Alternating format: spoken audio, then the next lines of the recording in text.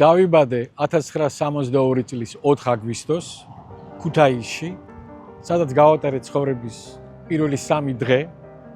მე ვარ ზაზა ბუაძე, თბილისელი. დღეს ვარ სტუმრად თამიასთან, რომ მოგიყვეთ ჩემი ისტორია.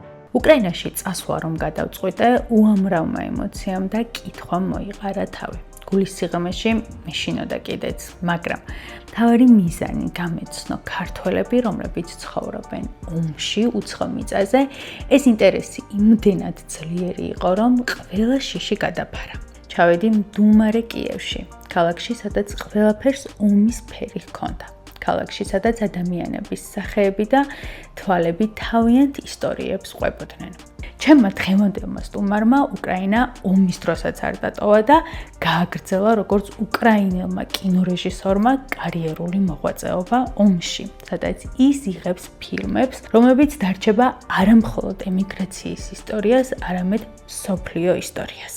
მოგესალმებით კიევიდან მეგობრებო და პირველად ვიმყოფები ამერიკის გარეთ იმისთვის, რომ ჩავწერო ქართველების ემიგრაციის ისტორია, რომლებიც ომის პერიოდში ცხოვრობენ კიევში. და ჩემი პროექტის მთავარი მხარდამჭერი არის TBC. TBC-ის მომხმარებლად რეგისტრაცია ძალიან მარტივია. შეგიძლიათ გადმოწეროთ TBC მობაილ ბანკის აპლიკაცია და ზუსტად 30 წამში დისტანციურად გახდე მომხმარებელი და გაიაქტიურო საბანკო პროდუქტები ფილიალში მისვლის გარეშე.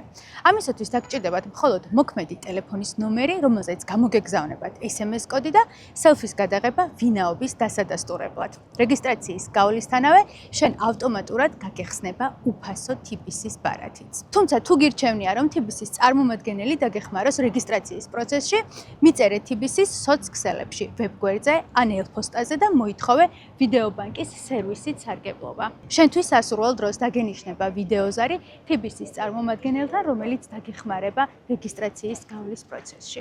როგორ დაიწყო შენი ემიგრაციული ცხოვრება? მე არასდროს დიდი სურვილი რომ თქო წავსულიყავი საქართველოსდან და სადღაც მეხეტიალა და სხვაგან მეცხოვრა, მანდამაის დიდი სურვილი და იდეა ფიქსი ასეთი არ მქონია. უბრალოდ ასე აეწყო ცხოვრება, აეწყო ასე. ბერლინში მივიღე სტიპენდია, ამიტომ წავედი ბერლინში, უკვე რაღაცები დაიწყო, უკვე ერთი ფილმი გაკეთდა, სადაც მე რეჟისორი არ ვიყავი, რეჟისორი გერმანელი იყო, მე სცენარისტი ვიყავი. და იქ უკვე ეწყობოდა რაღაცა კარიერა და ვფიქრობდი დარჩენილიყავი. და უცებ შემთავაზეს, მაშინ გაიხსნა ტელეკომპანია იმედი და შეიქმნა ტელესერიალების ფაბრიკა პირველად საქართველოში. ესეთი მიმზიდველი იდეა იყო. ამიტომ ჩამოვედი საქართველოში, ერთი 3 წელი ვიმუშავე, მე მგონი სერიალს ვაკეთებდი. ყავა და ლუდი ესეთი სერიალი.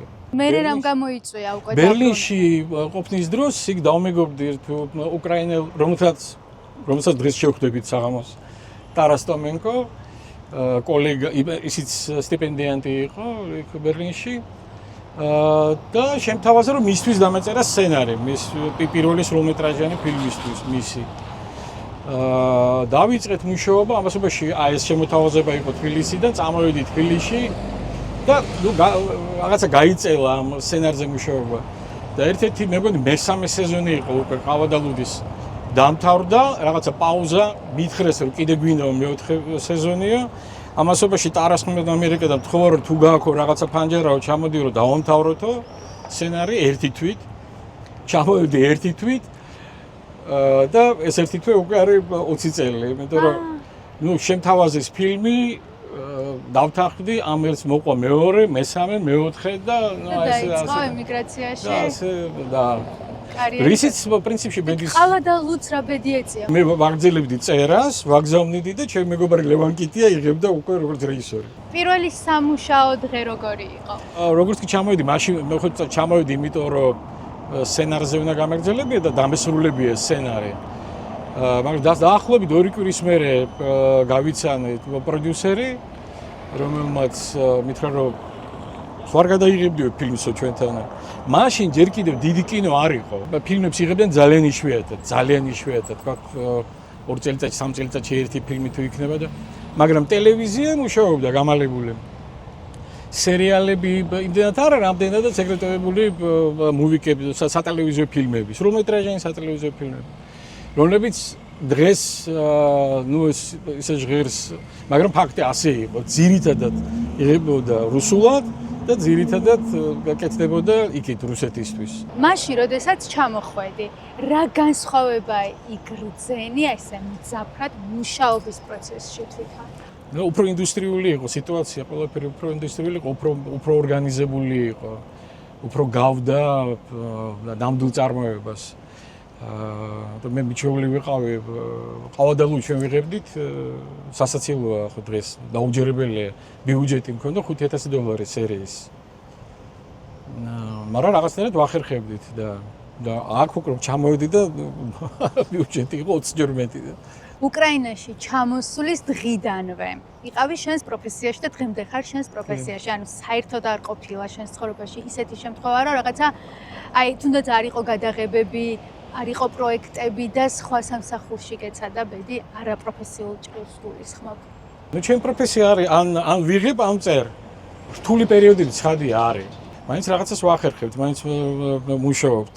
4 წლის მანძილზე მაგ გადაღებული 1 სრულმეტრაჟიანი სატელევიზიო ფილმი, 4 სერიალი და 2 მოკლემეტრაჟიანი ფილმი. ხელოვანს ომის დროს რა ებარება, რა ვალდებულება აქვს?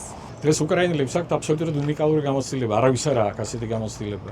ხო? ომები სხვაგანაც არის, მაგრამ ასეთი ეგზისტენციალური რაც აქ ხდება, ნუ არსად არ არის, იმიტომ რომ ამან შეცვალა არ მხოლოდ უკრაინა, ამან შეცვალა სამყარო, ამან შეცვალა ევროპა, სულ ცოტა მინიმუმ ევროპა. ეს გამოცდილება იმდენად უნიკალურია, რომ აუცილებელია, რომ ეს ამან ყველაფერმა რაღაცა გარდაისახოს უკვე მხატვრულ ფორმებში, ხო? ამის ყველაფრის ანალიზი უნდა მოხდეს. აი, განვითარების ამბავში თვითონ ქვეყანა როგორ მიმდინარეობს ქვეყნის განვითარება, ადამიანებსაც გულისხმობ მათ შორის, ანუ სადღაც ხომ არ დაპაუზდა ან რეგრესში ხომ? არა, არავითარ შემთხვევაში. ძალიან ბევრი პრობლემაა. ეკონომიკაზე არ ვლაპარაკობ, ეკონომიკა დანგრეულია, ხო? მაგრამ ბევრი ისეთი სფერო გაჩნდა და განვითარდა, რომელიც მაგალითად სამხედრო წარმოება. ხო? ამან გამოიწვია, თქვენ ხო ძალიან კარგად ყველა მიცის ახლა, ხო? უკრაინამ შეცვალა საერთოდ თანამედროვე ომი, წარმოადგენდა თანამედროვე ომზე. მე მგონი ტანკი უკვე აღარ არის საჭირო. ვაკესა და საბურთალოს შორის თბილისის ცენტრში იქმნება სრულიად ახალი სივრცე, თბილისის აკრები. პირველი თვითმყოფადი უბანი, სადაც ყველაფერი ერთ სივრცეშია: მინი მოლი, რითეილ პლაზა, ფიტნესი, სპა, გამოჯანსაღებელი ცენტრი, სკეით პარკი, აუზი, სპორტული მოედანი, პადელის კორტი, რესტორნები, ბარები, საბავშვო გასართობის სივრცეები, მოსასვენებელი სივრცეები, საპიკნიკე და სალაშქრო ზონები. თბილისის აკრები არის ცხოვრების ახალი სტანდარტი. უამრავი ადამიანი ომის დროს, ხო, ზოგი წავიდა ქვეყნიდან, ზოგი გარდაიცვალა, ზოგი ბრძოლობს, ხო? აი, ეს ამდენი ხალხის დანაკარგი, ასე რომ ვთქვათ, როგორ აისახება პროფესიულ ჭრილში სამუშაო პროცესებზე უკრაინაში. დიდი ფილმი გადავიღე ზუსტად ომის წინ. იმ ჯგუფიდან ნახევარი ფრონტზე წავიდა და აქედან დაახლოებით 3-4 კაცი დაიღუპა. აი ხო მე ალბათ ჩვენ გავივლით აქვე არის ორნაბიჩი ეს ხსოვნის კედელი. აღარ ყოფნის უკვე. ხო ეხლა უკვე მთელი კედელია, ხო იქ არ არის ადმი. სხვა შორის აქ კიევში არ არის, მაგრამ იქ დასავლეთ უკრაინაში, მაგალითად ივანო-ფრანკივსკში მთელი ცენტრი ექსტენდები დგას. ადგილობრივები, დაღუპულები, ადგილობრივები, მათ შორისაა ჩემი მეგობრები შვილი. და მთელი ცენტრი არის აი ესე სულ ამ იმენში სტენდებში. აი შეგრძნება ამ დროს, როდესაც ხედავ ნაცნობს, ხო, იმ ხსოვნის კედელზე. შეგრძნება რა არის, ანუ რა ემოცია მოდის ამ დროს? ნუ სიამაყე და ტკივილი და მონატრება, ხო ალბათ. როგორი იყო პირველი დღე, როდესაც ომი დაიწყო? დილით ადრე ჩემი ძმის ზარი, როცა მითხრა თქვენთან ომი დაიწყო, მაშინ ცხოვრობდი რაიონში, რომელსაც ქვია ობოლო. ეს იყო ერთადერთი რაიონი, პრინციპში, სადაც შემოაღწიეს ეგრეთ წოდებულმა დერგებმა, დივერსანტულმა ჯგუფებმა, პატარა დივერსანტული ჯგუფები. პირველივე რაც მოხდა იმ დღეებში იყო ის, რომ შეიქმნა ეგრეთ წოდებული ტერაბარონა, ტერიტორიული თავდაცვა, ჩვეულებრივი მოქალაქეები. ხო, დაურიგდათ იარაღი, ავტომატები. მაშინვე შეიქმნა საკონტროლო პუნქტები არ მახსოვს მეორე თუ მესამე დღე იყო თუსაც აღარ მახსოვს როდესაც დავინახე და ეს DRG-ები სხვადასხვაინაირად სხვადასხვა გზებით შემოდიოდნენ. ერთ-ერთი მათგანი იყო რატომღაც ძალიან მოწონდათ გადაცმულები როგორც სასწრაფო დახმარება. და აი მოადგა სასწრაფო დახმარება საკონტროლო პუნქტს, გააჩერეს ცხადია და როცა მოინდომეს ამ ბიჭებმა იმუბნელებმა ხო რომ შემოწმებიათ ვინ არიან რა არიან უცებ გაზი და სადაც გაქცევა და სროლა ატყდა სროლა მთელი ამბავი აი ასეთი ამბები იყო პირველი დღეები ამას პირდაპირ უყურებდი ხო აი ხო ჩემს ახთან იყო ახლოს არ მახსოვს ზუსტად 26-ში თუ 27-ში პირველად ჩავედი თავშესაფარში პირველად და უკანასკნელად იმის მერე აღარ ჩავსულა. აი მაინტერესებდა სხვათა შორის თავიდან სირენების ხმაზე ადამიანები ან საჰაეროს განგაში რო ირთვება ყველა ჩადის თავშესაფარში და ხადია პირველი ახლა აღარავინ აღარ ჩადის 5 წელია ვიღაცეები და დღემდე როგორც კი დღეში 5-6 არის ეს ხო მე ვიცი ხალხი რომლებიც დღეში 5-6 თუ არ მიდიან იქ სარდაფში წვევიან აბაზანაში ხო უშუალოდ აბაზანაში და იმიტომ რომ თუჯია ეს არის ხო მე არის კიდე ორი კედლის პრინციპი ხო მე არის კიდე ნუ ხოლჯობი რომ ხოლში იყო და არ იყო მაშინ ოთახში და ასე შემდეგ და შემდეგ აი კიევში ერთადერთხელ ვიყავი მაშინ 26-27-ში თავშესაფარში მაგრამ მაშინ რატო ჩახვედი იმიტომ რომ ეს პირველი დღეები არა და თან კიდე ქუჩის გადაღმა ჩემი მეგობრების ცხოვრობენ რომლებიც ამერიკის მიწრეს აბა წავედით ხვდებით იქ თავშესაფარში მაშინ ვთქვი რომ არა მადლობთ მე აღარ ჩამავა. მაშინ მონტაჟის პერიოდი მქონდა ფილმის. მთელი მასალა და ყველაფერი გაიტანეს ზოგს საზღვარი გაქონდა. უმეტესად მაშინ დასავლეთ უკრაინაში. ჩვენ წავედით ჩემს მონტაჟის რეჟისორთან ერთად წავედით ივანო-ფრანკოვსკში. იქ თეატრია, ცნობილი ლეგენდარული თეატრი, დიდი ივანო-ფრანკოვსკის დრამატული თეატრი, ჩვენი მეგობრები არიან იქა და 3 ჯგუფი ვიყავით, 3 ჯგუფს მოგცა ოთახები მთავარმა რეჟისორმა. გადაწყვიტა რომ თეატრი არ შეწყვეტდა მუშაობას. ყოველ დღე იქნება სპექტაკლები. ოღონდ არ იქნება საღამოს, იმიტომ რომ კომენდანტის საათია, იქნება დღისით და არ იქნება დიდ სცენაზე. ამ თეატრს აქვს უზარმაზარი სარდაფი, რომელშიც ომამდე ამ რეჟისორმა გააკეთა ექსპერიმენტი. ჰამლეტი დადგა ამ სარდაფში. ეს ის ნოვატორული სპექტაკლი იყო. და პატარა ისიც გააკეთეს, ამფითეატრი ააშენეს. და აი ახლა ყველა სპექტაკლი გადაგვაქო სარდაფშიო. ჯერ თავიდან ვიფიქრე, მე ცხოვრობ იქ თეატრში ცხოვრობ, მუშაობ და ცხოვრობ. და იქ კიდე ვოლონტერული ცენტრი იყო დიდი ამ თეატრში. და ვიფიქრე რომ ალბათ ვინ მოვა ახლა სპექტაკლზე ასეთ სიტუაციაში. ეს არის მარტის ბოლო აპრილის დასაწყისში. ყოველ სპექტაკლზე ყოველ დღე იყო სავსე ხალხი, ეს სარდაფი ივსებოდა და წარმოიდგინეთ ასეთ სიტუაცია.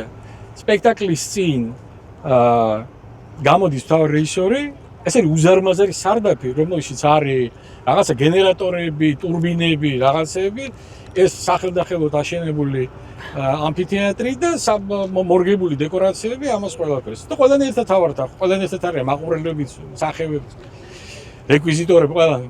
სპექტაკლის დაწყების წინ გამოდის მთავარი რეჟისორი და ამბობს მადლობთ რომ მოხვედით, მაგრამ უნდა გაგაფრთხილოთ რომ განგაში თუ დაიწყება წვეთ სპექტაკლს ვაღებთ ყველა კარებს, მთელი ამ რაიონიდან გარშემო და გვერდზე ეს არის სასტუმრო, ძალიან დიდი სასტუმრო.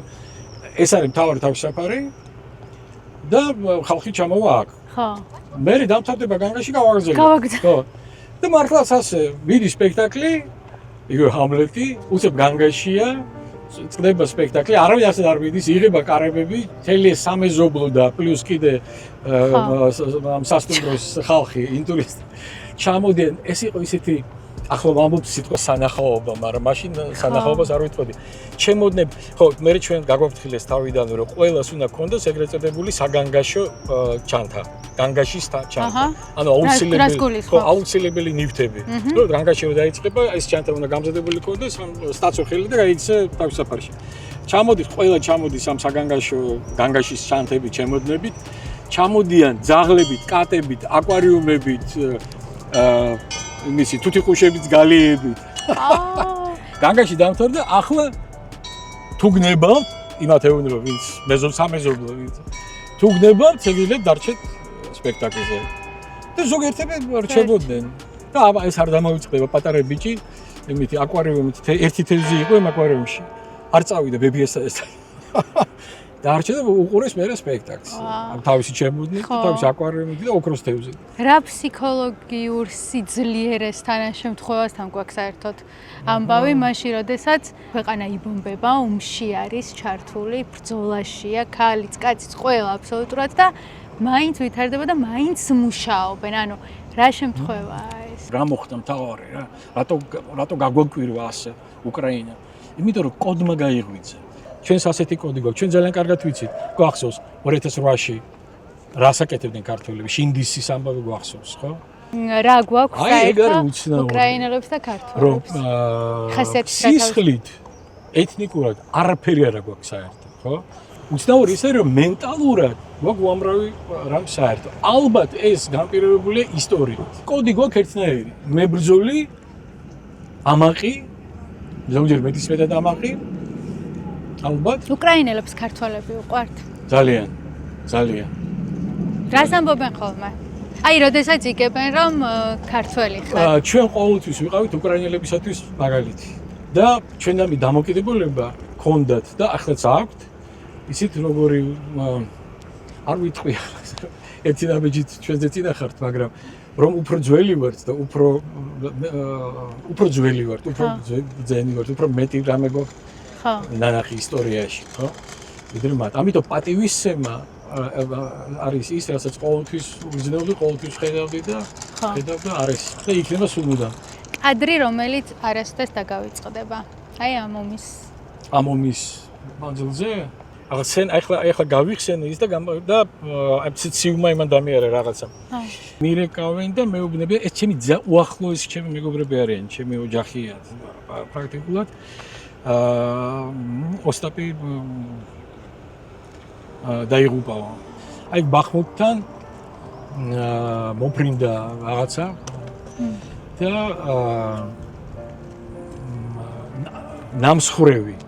ნამსხვრევი შეუფრინდა იღლიიდან პირდაპირ გულში. საშინელი ისტორია მომყვევი ახლა, მაგრამ ეს მე ჩემი თვალით არ დამინახავს, მაგრამ ეს არის ის, რასაც მე არ მინახავს, მაგრამ სულ ხედავ ამ სურათს. ჩვენი ოჯახი ცხოვრობს საქართველოში. რას ამბობენ, რას გეუბნებიან ისინი იმაზე, რომ შენ ომში აგრძელებ მოღვაწეობას? ჩემ შვილს და ჩემ შვილიშვილსაც ორივე კაცები არა. რა თქმა უნდა ისმის ძალიან კარგად. ჩემს მეუღლეს სულ ამაზე გვაქვს ლაპარაკი, რომ იმასაც ესმის, ბუნებრივია. იმასაც ესმის, რომ ვერ დავტოვებდი. მე რო წავსულიყავი აქედან. ხო. იქნებოდა ღალატი. ხო. ანუ იქნებოდი ლაჩარი და უღალატე. დაიწყო ამი და გაიქცა. ამიტომ აქ დაანჩენი მეტი სალაპარაკო და საკომენტარო არაფერი არ არის. კომუნიკაცია როგორ გაქვთ ახლა? ალბათ გაასმაგებულად. ყოველდღე ბუნებრივია, ხო. რაც ეს დაიწყო, რაც ეს ინვაზია დაიწყო, ბუნებრივია, არც ერთხელ არ ყოფილა და ვინ მისცემს უფლებას რომ ჩამოვიდა. მე ერთხელ ვიყავი, ხო, 2 წლის წინ ვიყავი და ახლა იმედი მაქვს რომ შემოდგომაზე კიდევ წავა. ანუ 2 წლის წინაც 24 საათზე მეტი გაატარე გზაში, ხო? ხადია, რა. როგორი არის კიევში ერთი დღე ომის დროს, ანუ ახლა და როგორი იყო ომამდე? აი დაგვანახე ეგორი. შენი ერთი დღე ომამდე და ომის შემდეგ.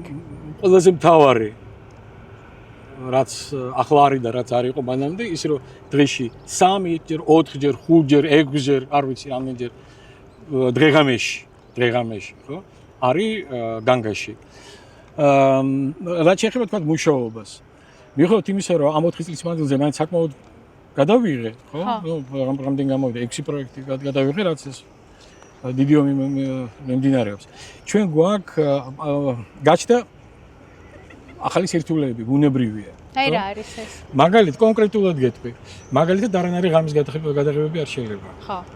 ხო, კომენდანტის საათი. ხო. კომენდანტის საათის მერე ღამის გადაღებები არ არის.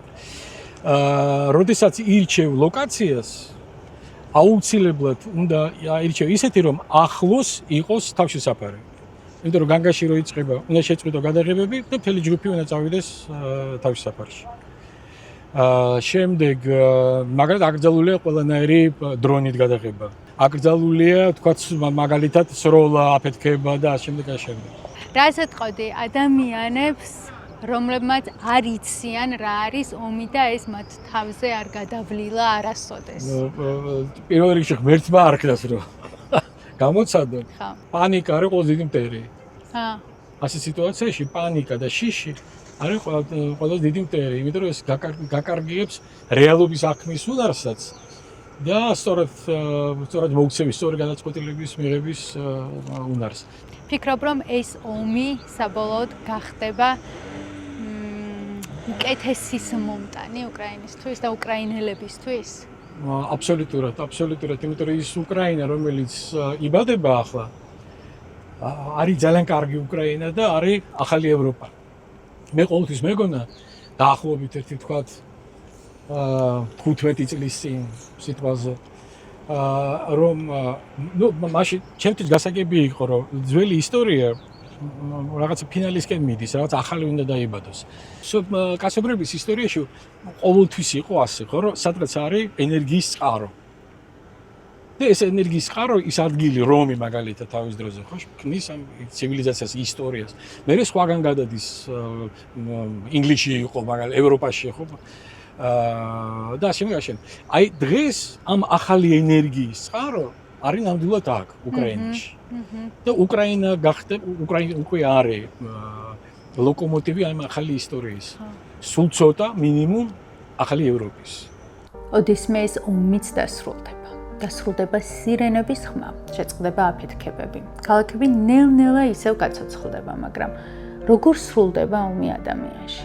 რამდენი ოჯახისთვის შეცვალა ამ ომმა ყველაფერი? მიზნები, გეგმები, მომავალი და საერთოდ ცხოვრების მიმართ დამოკიდებულება. ხშირად ვფიქრობ, რას დატოვებს ომი მათში, ვინც გადარჩება. არის მხოლოდ სიცოცხლის შენარჩუნება გადარჩენა?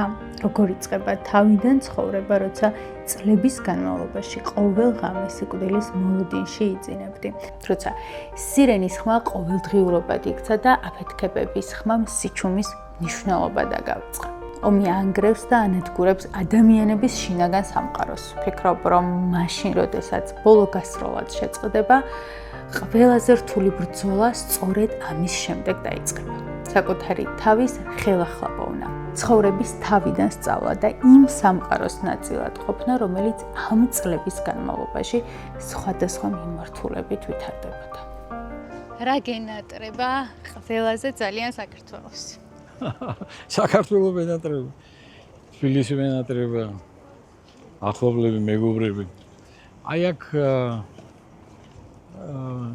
ამას ვეძახი, ამ ადგილს ვეძახი ჩემი კიეური სოლოლაკი.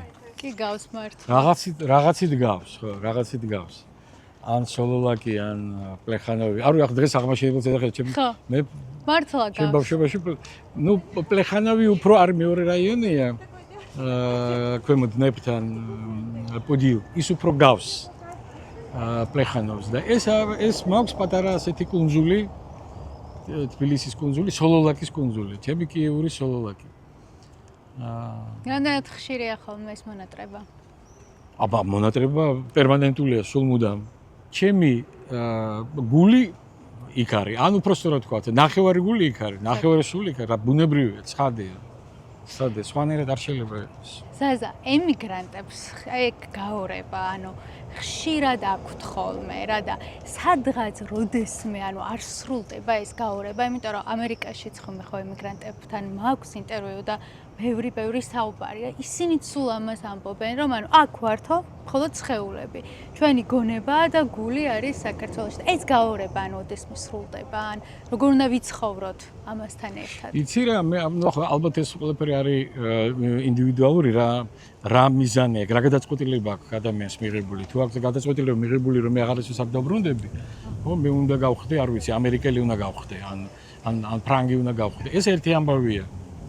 მაგრამ თუ შენ იცი ზუსტად რომ დამბრუნებელი ხარ, მაშინაც კი როდესაც 2 და 3 წელი არ ვარ ნამყოფი თბილისში, მე მაინც გზაში ვარ, მე სულ ბრუნდები. 20 წელი სამშობლოსგან და ოჯახისგან შორს და მოღვაწეობდა. ნუ მე ცოტა უფრო მეტი გამომდის, მაგრამ რამდენი იქნება კიდე კაცმა არ იცის, მაგრამ მე სხვა პროფესია არ მაქვს.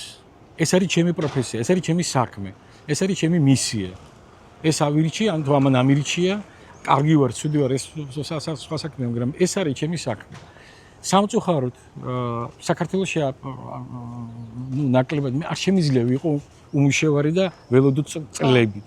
მე სულ მუშაობ, მე ვარ სულ პროცესში. მაგრამ ასე აეწყო, რომ დამიძახა კიევმა, დამიძახა უკრაინამ და 20 წელია აქ ვარ და ვიღებ ხო.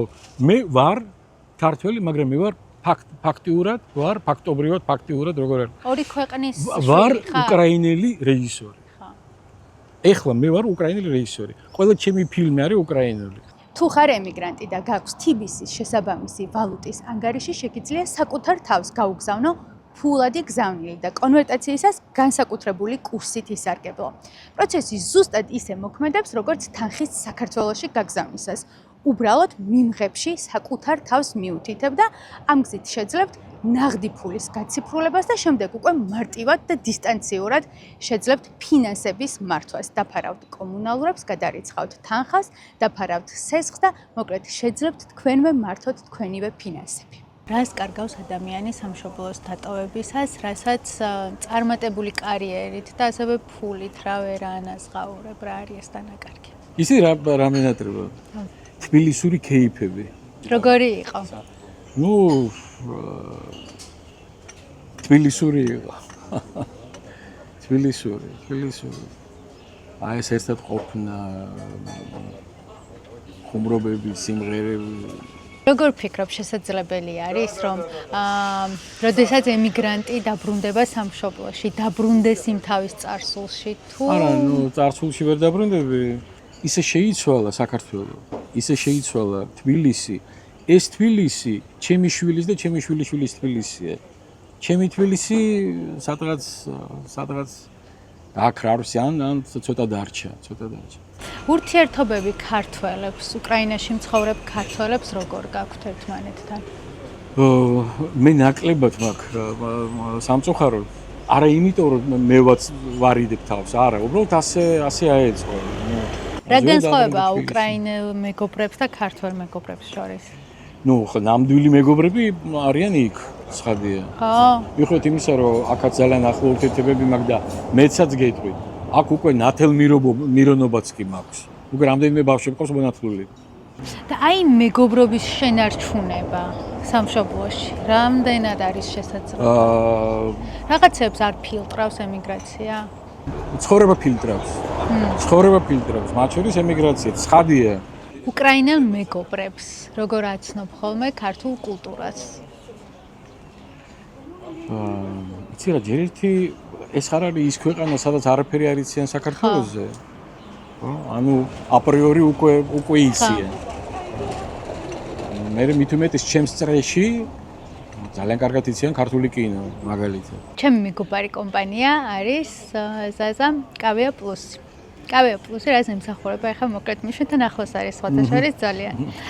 იღებს ქართულ ფილმებს, პოდკასტებს მათ შორის, ჩვენ ინტერვიუ მანდაც დაიდება რა და ახლა ემსახურება იდეას, რომ ემიგრანტები, რომლებიც ცხოვრობენ მსოფლიოს სხვადასხვა წერტილში, მუდმივად ჰქონდეთ კულტურული ბმა საქართველოსთან, ანუ რომ მოენატრებათ ქართული რაღაცის ყურება. ესე გემრიელად დაჯდნენ და უყურონ და ამერიკაში სხვათა შორის ჩემს რესპონდენტებს რო ეკითხებ, აი როგორ აცნობ ამერიკელებს ქართულ კულტურას, ისინი სხვადასხვა გზებს მიყვებიან ხოლმე რა და აქ ხო ესე არის, აქ უფრო ნაცნობია არის და კი, აქ ცხადია უფრო ნაცნობია და ნახე, ეს არის კავია პლუსი და ერთწლიანი უფასო აბონემენტი შეგიძლია შეხვიდე და უყურო ქართულ ფილმებს, ამ ინტერვიუსაც მათ შორის. ეს არის პლატფორმა. ეს არის პლატფორმა, იცოდი? არა, არ ვიცოდი მართლა. არ ვიცოდი. ხოჭას უკრაინულ მეგობრებსაც შეგიძლია რომ გაუზიარო ეგამბავი. კი. დიდი მადლობა. და აქვე გკითხავ, საყვარელი ქართული ფილმი. არაჩვეულებრივი გამოფენა. აჰა. ქუთაისი. შენი ცხოვრება რომ ფილმი იყოს, რას დაარქმევდი? იცი რას დავარქმევდი, არ ვიცი, მაგრამ აი რა ჟანრისა, ხო? ტრაგიკომედია. რატო? იმიტომ რომ ტრაგიკომედია ტრაგიკომედია არის ყველაზე ქართული ჟანრი. როგორ იბადება შენთვის ფილმის იდეა? ფილმის იდეა შეიძლება იყოს, არ ვიცი, რაღაც ერთი ფრაზაც კი სადღაც აკითხული. შეიძლება იქცეს ინსპირაცია. არსებობს ფილმი, რომელიც გადაიღე და შენში ძალიან დიდი ცვლილებები გამოიწვია და მოახდინა. იცი რა, მე ერთი ისტორია შემიძლია მოგიყვეთ. ესეთი პირველი ფილმი, დიდი ფილმი, რომელიც გადავიღე, ჩერვონი. ერთ-ერთი პირველი პრემიერა ამ ფილმის იყო მარიუპოლში. მარიუპოლში აზოვი გაგიგიათ, ხო, პოლკი აზოვი. მარიუპოლში იყო ძირითადი ბაზა, აზოვის ბაზა. დავკვატიჟეს იქ და ჩავედით პრემიერა, ვაჩვენეთ ფილმი. ერთ-ერთი საუკეთესო პრემიერა იყო. გადის დრო, დაიწყო ეს დიდი ომი. იცით ალბათ რა ტრაგიკული ამბავი იყო აზოვის დაცვა. რამდენი დაიღუპა იქ, რამდენი ჩავარდა ტყვედ და ისინი ვინ ჩავარდნენ ტყვედ საშინელ პირობებში და ერთ-ერთი ყველაზე საშინელი საკონცენტრაციო ბანაკი იყო ასეთი ოლენივკა. ეს ოლენივკა იყო ნამდვილი ჯოჯოხეთი. ერთ-ერთი პირველი გაცვლა ტყვეების, როცა მოხდა, აი ამ ოლენივკის ბიჭები გაცვალეს ჩვენებმა რუს მგენში ტყვეებში. ყველანი იყო საშინელ დღეში და ამიტომ კლინიკებში კორნალობა, მე რეაბილიტაცია და ამ შემდეგ. ივანო-ფრანკივსკ უკრაინულად გაიხსნა ახალი კლინიკა, კერძო კლინიკა, სადაც ერთი ჯგუფი ამ მებრძოლების გადიოდა რეაბილიტაციას. იქ ჩემი მეგობრები მუშაობენ და ამერიკას და თხოვეს. ასეთი რამე ბევრი გამიკეთებია სხვადასხვა ადგილას. მაგრამ ამერიკას თხოვეს რომ პროგრამა გვაქვს ამ ბიჭებისათვის და გვინდა რომ ფილმი ვაჩვენოთ. და თუ შეგიძლია რომ ჩამოხვიდე, ფილმი წარადგინო, ელაპარაკო და ასე შემდეგ ასე. კი კაცო მოთხრა რა ბუნებრივია. წავედი და სხვა ფილმი იყო, არა ეს ჩერვონი, არამედ სხვა ფილმი. ისიც ომზე 2014 ომის დასაწყისი. და რო შემოვიდნენ 11 იყო, ყველაზე ახალგაზრდა იყო 25 წლის, ყველაზე ხნიერი, სადღაც 60 პლუს. ესე იგი შემოვიდა 11 ჩონჩხი. და ისეთი სახეები, ყველაფერი ეწერათ ამ სახეზე, რაც გამოიარეს. ხო და მე კი გავფუჭიდი ესენი რომ დავინახე. მე თვითონ არ ვიცი ახლა ამათ რა უნდა უთხრა. აი რა ვთქვა ახლა ამათ, რა უთხრა. რაღაცა ბიბოდიალი რაღაცა თქვი, შესავალი, დაიწყო მე ფილმი. უყურებენ ფილმს, მე დავარ სადღაც იქით. და ფიქრობ იმაზე რა ახლა დამთავრდება ფილმი? ხო. უნდა გამოვიდე და დაუწყო ამათ ლაპარაკი, ველაპარაკო. ეს მკლავს საერთოდ, იმიტომ რომ ამათ რა უნდა უთხრა მე. დამთავრდა ფილმი, ჩუმად არიან ყველანი. გამოვედი, დავიწყე რაღაცის ბოდვა და უცებ ერთი დგება და მეუბნება რომ ბატონო მუნერვიულობთ რა, ძალიან გთხოვთ მუნერვიულობთ. საქმე ის არის რომ ესე ჩვენო თხოვეთო, ამათ თქვენი მოწვევაა. რატო? იმიტომ რომ ახლა რა თქმა უნდა თქვენო არ გახსოვართ ჩვენო. ჩვენო ვიყავითო იქო მარიუპოლშიო, თქვენ რომ ჩამოხვიდითო ჩერვონი რომ ჩამოიტანეთო ფილმი. ჩვენ ვიყავით იქო. მერეო ჩერვონიო კიდე ჩვენო ბერჯერო ვნახეთო. ბოლოს ომის დაწყების ზუსტად ომის დაწყების წინ კიდე ერთხელ ვნახეთო პერიოდულად ჩვენ უყურებდითო ჩერვონისო. კიდევ ერთხელ გაგახსენებ რომ ჩერვონი არის იმაზე როგორ აჯაყდნენ უკრაინელები გულაგში. და იქ რომ ვიყავითო ოლენივკაშიო და ეს მისი სიტყვა თქვა კაზემატებში რომ ვიჯექითო და რო არანაირი იმედი რო არ ქონდა გადარჩენისო აი და ხო ამაჟრეა ერთ-ერთ მოთქვა ჩვენ ბიჭებო გახსოვთ ფილმი ჩერვონი ჩვენები რო აჯაყდნენ იქნება ჩვენც ავჯაყდეთ და ამანო მოგცო იმედია იმიტომ ახლა გაცვლაზე საერთოდ ლაპარაკი არ იყო და არც იმათ ამის იმედი არ ქონდათ. მე სასწაული მოხდა და გაცვალეს. მაგრამ ამანო მოგცო იმედიო და мотиваციაო რომ მოდი არ მოვკვდეთო რა. ვაუ. ვეცადოთ რომ ავჯანყდეთ. ავქვით ინდი, ვერ შევიკავეთ თავი. და აქეთ მაწყნარებდნენ ისინი. რა უთხარი მათ? ნუ რა უნდა მეთქვა, მე ვთქარი რაცი, ნუ აღიზი რაღაცა გამიკეთებია ამ ცხოვრებაში, რაღაც აზრი აქვს იმას ყველაფერს რაც გავაკეთებ. კითხვა უნდა დამესვა შენი კარიერის ყველაზე დიდი გამარჯვება თქო და ნუ არ ვიცი ახლა ამაზე მაგალითად არ ვიცი ოსკარი უფრო მნიშვნელოვანია თუ ვიდრე ეს. ხო. შვენიერ თუ მიწერია და ოსკარს მივიღებ, რისკინას ნამდვილად არ ვისწრაფია. ძალიან კარგი, მაგრამ არ ამგონია რომ ამაზე უფრო ემოციური. ახლა იმის წარმოადგენა რომ იქ ჯურღმულში არიან ნახრად ცოცხალ მკვდარები, ხო? და იციან ზუსტად რომ აქედან ცოცხლები ვერ გავლენ. და რაღაცა ჭირდებათ ხელმოსაჭიდი და ეს რაღაცა ხელმოსაჭიდი არის ის რომ შენი ფილმი გაიხსენეს. აბა რა, და мотиваცია მიიღეს და გადაატრიალეს ყველაფერი აბსოლუტურად. ამისთვის ღირდა ალბათ. როგორ გინდა რომ ემიგრაციის ისტორიას დაამახსოვრდე? ემიგრაციის ისტორიას ვერ უნდა დავამახსოვრდე, ამაზე არასდროს არ ვიფიქრე, მაგრამ ნუ ისტორიაში უკრაინული კინოს ისტორიაში თუ დარჩება ჩემი ფილმები შესანიშნავია. თუ ღმერთს კიდევ აქვს რაღაცა გეგმა ისეთი რომ ქართული კინოს ისტორიაშიც დარჩე გარდა სერიალის აყავადებული ძალიან მადლობელი ვიქნებ. რომ შეგეძლოს ერთი ფილმის გადაღება საქართველოში. რა ფილმი იქნებოდა, რა ჟანრი იქნებოდა? ტრაგიკომედია იქნებოდა. ტრაგიკომედია იქნებოდა. ასე სიუჟეტი არ ვიცი ახლა სიუჟეტი გამგზავრებული. რასაც ჩვენებთ მსოფლიოს. საქართველოზე. იცი რა, ალბათ ვაჩვენებ, ალბათ ეს ფილმი იქნებოდა ოდისეუსის დაბრუნებაზე. არა აუცილებლად ავტობიოგრაფიული, არა, რა თქმა უნდა. მაგრამ ნუ ვიღაც ჯენერი, რომელიც ბრუნდება და რას ხედავს, რა შეიცვალა, რა აღარ იქნება აღარასოდეს. და გულიწყდება ამაზე, პენატრება. რა არის ახალი, რომელსაც უნდა უსმოთ შეეგუო და გაიგო. ხო. ალბათ ეს, ხო და ეს რა თქმა უნდა აუცილებლად ტრაგიკომედია. რა არის ეს დაბრუნება? ზაზა, ანუ რატომ უჭირთ ემიგრანტებს ასე ძალიან დაბრუნება? ჯერ ერთი როდესაც აშენებ კარიერას, მოდი ასე პრაგმატულად ვთქვა. როდესაც აშენებ კარიერას, კარიერის აშენება ძალიან რთული რამეა. ამას მიაქვს იმდენი ენერგია, დრო, ძალა, ხო? მე ამის უცებ უარის თქმა ამაზე ყველაფერზე ძნელია. ეს ერთი. მეორე, როდესაც დიდი ხანი არ ყოფილიყარ ითაკაზე, არ იცი იქ რა ხდება და ვინ არიან ახლები. ეს შენი ადგილი დაკავებულია თქვათ ახლა თუ ლაპარაკობ კინოზე, რამდენიმე ახალი თაობაა უკვე იქ საქართველოში.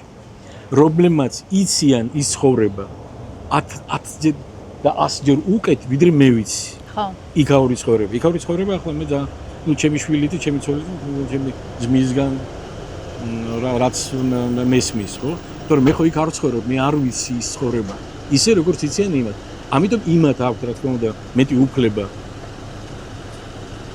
ილაპარაკონ იმ რეალობაზე, იმ ცხოვრებაზე, იმ ადამიანებზე, ვინც იქ ცხოვრობს, ვიდრე მე. სამშობლო შენთვის. აი ეს ფრაზა დაასრულე. სამშობლო ჩემთვის არის სახლი, ოჯახი, ჰაერი, რომელიც პირველად ჩავისუნთქე და იმედი მაქვს, რომ ბოლო ჩასუნთქვა სამშობლო საერი იქნება. რა თქმა უნდა მიყვარს, რა თქმა უნდა, ყველაფერზე უფრო, ნებისმიერ სხვა ქვეყანაზე უფრო, ნებისმიერ სხვა ხალხზე უფრო, მაგრამ ვიცი რა, რამდენი კარგი რამ არის ქართულში, ქართულ კოდში, ქართულ მატრიცაში, ამიტომ აქვს იმედი, რომ ეს ყველაფერი კარგი საბოლოო ჯამში მაინც გაიმარჯვებს, უფრო ძლიერია, ვიდრე ყველაფერი ცუდი, რაც არის ჩვენში. და ჩვენში სამწუხაროდ არის ძალიან ბევრი ცუდი.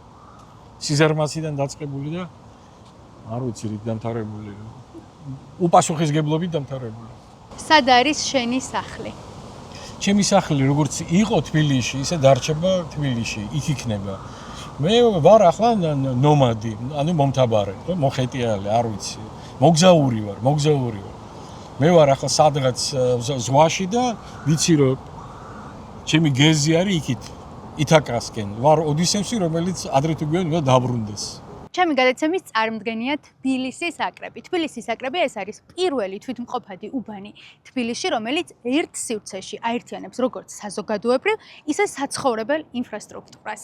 როგორიცაა mini mall-ი, ანუ retail plaza, skate park-ი, აუზი, სპორტული მოედანი, პადელის კორტი, პარკი, იოგას სივრცე, რესტორნები, ბარები, საბავშვო გასართობი და მოსასვენებელი სივრცეები, საპიკნიკე და სალაშქრო ზონები. თბილისის აკრებში ყველაფერი, რაც საჭიროა სრულფასოვანი ცხოვრებისთვის, ფეხით სავალ მანძილზე გვაქვს. თბილისის აკრები მდებარეობს ორ ყველაზე მოთხოვნად და პრესტიჟულ ადგილას, ვაკესა და საბურთალოს შორის ნაფეტრობისკენ მიმავალ გზაზე, უნივერსიტეტის ქუჩიდან 2 წუთის სავალზე. თბილისის აკრები ეს არის ახალი უბანი თბილისში, რომელიც ასე ძალიან ჭირდებოდა ქალაქს.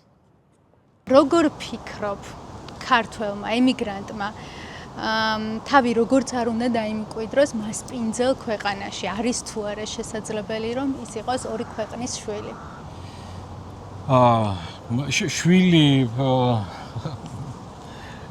შვილი იქნება მარტო შენი ქვეყნის. შვილი იქნება მარტო შენი ქვეყნის, შენი მშობლების შვილი ხარ. მამინაცვლის როგორი კარგიც არ უნდა იყოს შენი მამინაცვალი ან შენი დედინაცვალი, მადლობა ღმერთს რომ ეს არ გამომიცდია, მაგრამ დარწმუნებული რომ ასე. ის მაინც არ არის შენი, ხო? სისხლია. შენი სახლი იქ არის, შენი მშობლები იქ არიან, შენი სამშობლო იქ არის. ყველათ არ ქვია ამას, ხო? ყველათ არ არის ეს სიტყვა ასეთი, სამშობლო. სად ხედავს საკუთარ თავს წლების შემდეგ? წლების შემდეგ, როდესაც იმედი მაქვს რომ იმ მისიას შევასრულებ, რის გამოც ღმერთმა გამომგზავნა. ყველა იმ ფილმს გადავიღებ, რაც გადასაღები მაქვს. წლების შემდეგ ვიქნები სახლში, თბილისში. ჩემს მოჯახთან, ჩემს მეუღლესთან, ჩემს შვილთან, ჩემს შვილიშვილთან, იმედია იმ დროისთვის უკვე რამდენიმე შვილიშვილი მაყოლებო. და ვიქნები ბედნიერი და ძალიან მოსიყვარული და თქმილი ბაბუა. რას ეტყოდი ადამიანებს, რომლებიც დგანან ახლა გზის დასაწყისში და ეშინიათ პირველი ნაბიჯების გადადგმის? თუ მართლა ეშინიათ ამ პირველი ნაბიჯების გადადგმის, არაფერი ამაში უცნაური და ცუდი არ არის. ეს ნორმალურია, ყველამ გამოვიარეთ ეს. მაგრამ საქმე ის არის, რომ ამ შიშთან ერთად ზუსტად იცოდნენ, რომ ეს ნაბიჯი გადასადგმელია. ძალიან დიდი მადლობა ინტერვიუსთვის ჩატყისაზე. ესე ვამთავრებთ ინტერვიუს. მადლობა ძალიან დიდი გულწრფელობისთვის და ჩემთვის იყო ძალიან საინტერესო უკრაინული ამბების მოსმენა შენგან. და მე კიდე მადლობელი ვარ იმისათვის, რომ მომეცი საშუალება ამდენი ვილაპარაკე არ ვიცი რა მოიხანია. მომეცი საშუალება რომ გული მომეფხანა. მიხარია. და გმადლობ რომ ეს დღე ერთად გავატარეთ. ინტერვიუს პროცესი თქო ისე ამოვნე. ძალიან. მომაქვს საქართველოში ზაზა ბუაძის ისტორია. თამიას თხოვნით გადავდივართ ბლიცზე. აქ არის კითხვები, არ ვიცი რა არის, მაგრამ უნდა ვუპასუხო დაუყოვნებლივ. ქართველ მსახიობებთან მუშაობა თუ უკრაინელ მსახიობებთან? ქართულ მსახიობებთან დიდი სიამოვნებით მუშაობდი და უკრაინელებთან დიდი სიამოვნებით მუშაობ. თავარია რომ მსახიობი იყოს ნიჭიერი და კარგი ადამიანი. იმიტომ რომ ზოგჯერ ხდება ხოლმე რომ არის ნიჭიერი, მაგრამ არც ისე კარგი ადამიანი. ასე რომ არ აქვს მნიშვნელობა ქართველია თუ უკრაინელია. შემდეგი კითხვა რა გენატრება ყველაზე მეტად საქართველოში? საქართველოს მენატრება ყველაფერი ერთად რაც არის, ხო? ყველაფერი ერთად. ახლა ადამიანები, ჰაერი, ფერი, ენერგია, ყველაფერი ის რაც არის საქართველოს, რაც ჩვენ გვიყვარს, რაც არის ჩვენთვის საქართველოს. ცხადია, ხაჭაპურის მენატრება ოჯახური. ქართველი თუ უკრაინელი მეგობრები. ცირა მეგობარი თუ ადამიანს მithumetes ჩემს ასაკში მეგობარს უწოდებ და ის შენ კიდე ფლის მეგობრად არ აქვს მნიშვნელობა, ნამდვილად არ აქვს მნიშვნელობა. ესე იგი, თქვენ ერთად ბევრი რამე გამოიარეთ უკვე, ბევრი რამე რა არის ის, რაც ყველაზე მეტად გიყვარს უკრაინაში. უკრაინაში მიყვარს აი ეს სული და უმორჩილებელი სული. ეს მებრძოლი სული და ის რომ ეს არის სიყვარულის თავისი ქვეყნის მიმართ და რწმენა რომ დამარცხება მათი არის შეუძლებელი. ეს არის ის დღეს ყველაზე მთავარი, რის გამოც ესეთი სასწაულს ახდენს უკრაინა. რწმენა გამარჯვებისა. და ბოლო კითხვა საკუთარ თავს ქართველ რეჟისორად მიიჩნევ თუ უკრაინელ რეჟისორად. ფაქტი ლაპარაკობს იმაზე, რომ ვარ ეხლა უკრაინელი რეჟისორი, ვიღებ უკრაინულ ფილმებს, ვყვები უკრაინულ ისტორიებს და ვარ უკრაინელი რეჟისორი. თუ ღმერთი მომცემს კიდე საშუალებას, რომ ქართველი რეჟისორიც ვიყო, იქნები დიდი მადლობელი. ეს იყო ისტორია ქართველ ემიგრანტ კინორეჟისორზე, რომელიც დარწმუნებული ვარ დიდი ასოებით დარჩება ისტორიას და მსოფლიოს აჩვენებს, როგორია ქართული სულით ქმნიდე უკრაინულ ფილმებს. როგორ შეიძლება მასპინძელი ქვეყნის სიყვარული და პატივისცემა ისე რომ გულით მაინც საქართველოს ატარებდე. და ბოლოს მახარებს ამბავი, რომ ჩემი რესპონდენტების უმეტესობა რომელ ქვეყანაშიც არ უნდა იყოს და რასაც არ უნდა აკეთებდეს, მაინც ეძებს საქართველოში დასაბრუნებელ გზას.